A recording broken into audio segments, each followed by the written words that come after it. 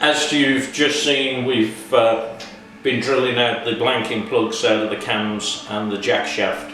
One other item before we start to assemble is obviously cleaning out all the threads for all the brand new studs, so that we don't get any inferior readings from a torque wrench, that they are all home and dry. So we literally, well, this is the 7/16 UNC that we're just sending down. This one is actually now quite clear, but years of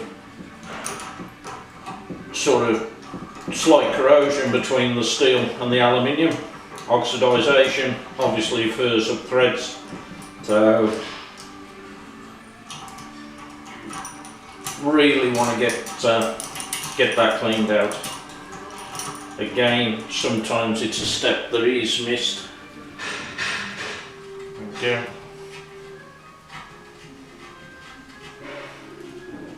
We shall obviously just nip it down in a bit, but as we can see, that's screwed down there beautifully. So we shall carry on with the rest of it.